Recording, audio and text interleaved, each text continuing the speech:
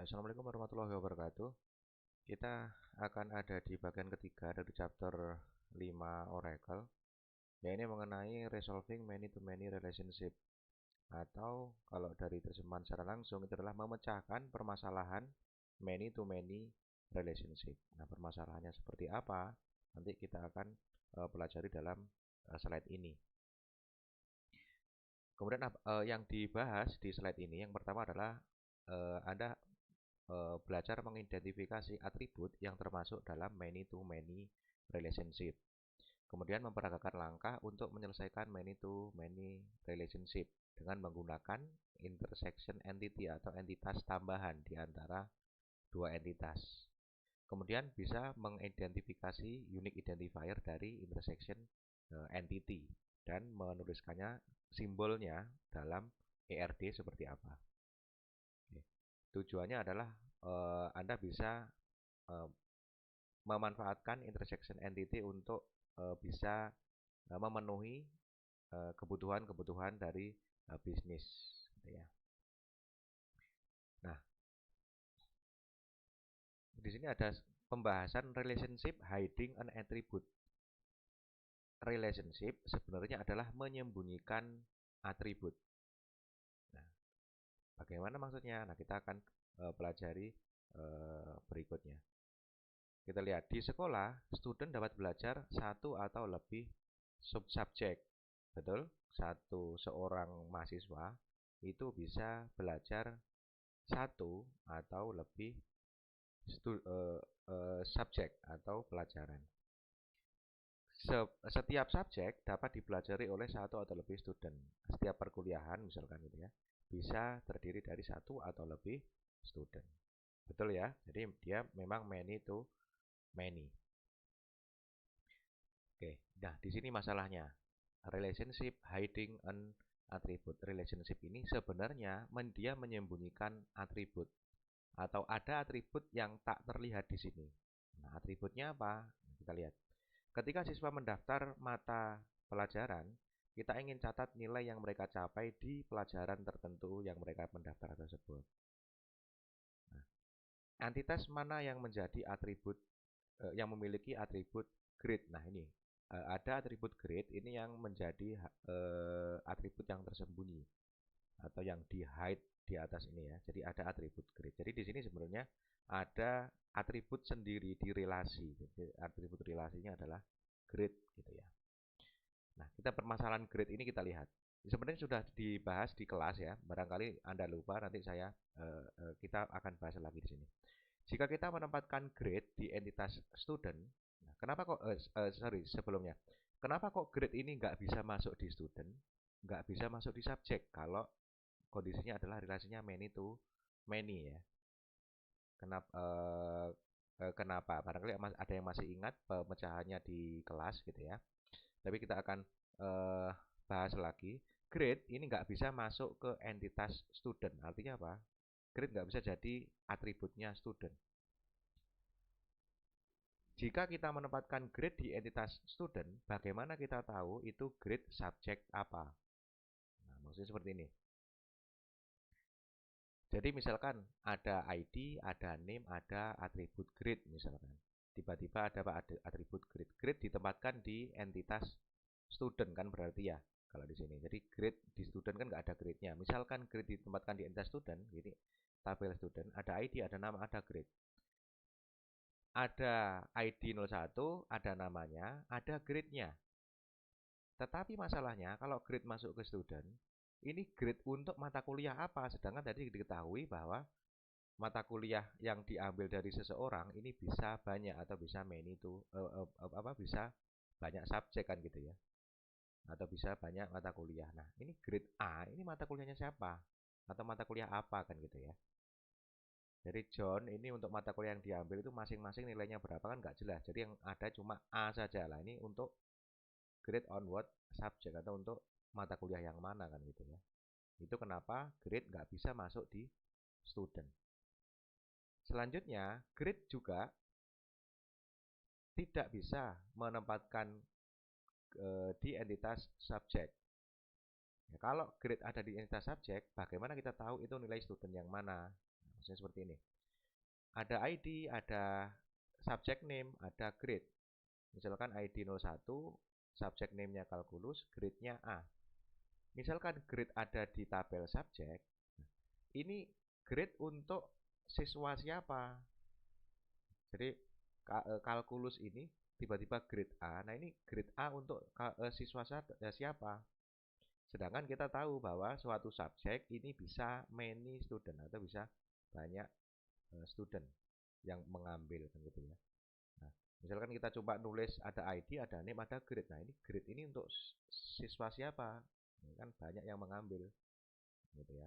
Oleh karena itu kenapa kita nggak bisa memasukkan grade ini di student dan di subjek. Nah, jadi seharusnya di sini grade-nya ini ada hide atau tersembunyi gitu ya. Jadi relationship hiding and attribute. Ya, jadi grade ini kan gitu ya. Nah, solusinya adalah we need intersection entity gitu ya. We need an intersection entity. Nah, entity ketiga diperlukan untuk menyelesaikan permasalahan many to many. Bisa disebut dengan intersection entity. Dan perlu diperhatikan ini adalah konsep dasar yang harus, ya salah satu konsep dasar ya, yang harus juga dipegang di desain database. Jadi harus bisa menyelesaikan permasalahan many to many. Nanti selain itu ada juga ya normalisasi kan gitu ya, ada macam-macam. Nah, intersection entity. Nah, kita di sini solusinya adalah menambahkan satu intersection entity. Di sini konteksnya adalah judul intersection entity-nya adalah enrollment atau ya pengambilan atau perkuliahan kan gitu ya, enrollment, pengambilan perkuliahan. Relationship many to many yang asli, yang semula tadi dari student ke subjek, itu kan many to many, telah menjadi dua relationship one to many. Ini yang di slide penjelasan saya sebelumnya, itu kan ada menyebutkan bahwa many to many nantinya akan dirubah jadi one to many. Nah, ini maksudnya seperti ini. Kalau yang semula dari student ke subjek itu many to many, maka kalau sudah ada intersection entity di tengah, itu relasinya akan jadi one to many ke intersection entity. Gitu ya. Jadi student ke enrollment one to many, subjek juga one to many. Nah, kemudian permasalahannya, apa yang akan menjadi unique identifier dari intersection entity?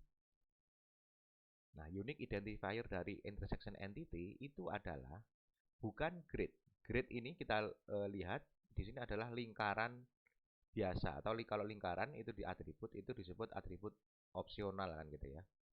Ya bisa opsional, bisa mandatory, tapi dia bukan hashtag atau hash.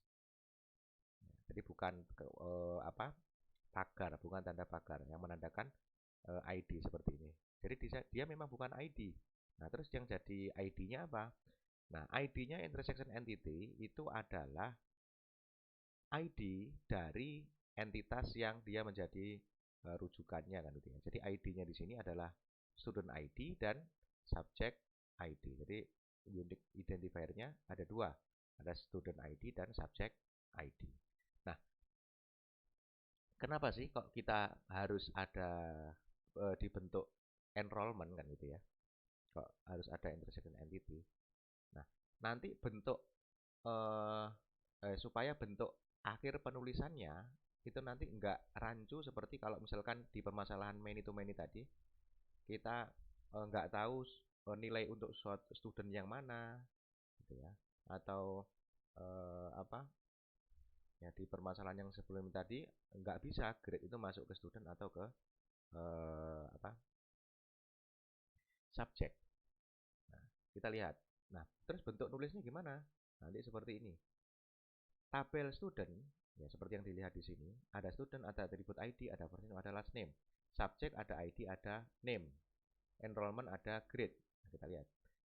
Tabel student ada atribut student ID, ada first name, ada last name. Kita tulis dulu data siswanya. Kita ingat bahwa record itu kan memang nggak boleh sama kan gitu ya. Jadi student ID 1, student ID 2, dan seterusnya. Harus unik. Tabel subjek ini juga harus unik. Ada subjek ID 1, misalkan kalkulus, 2, statistik, dan seterusnya. Nah, yang ketiga ada tabel enrollment. Nah, tabel enrollment ini isinya unique identifier-nya adalah dari student ini primary key-nya masuk sini jadi foreign key, dari subject ID primary key di sini ya, jadi masuk ke sini. Jadi ada student ID, ada subject ID, ada grade.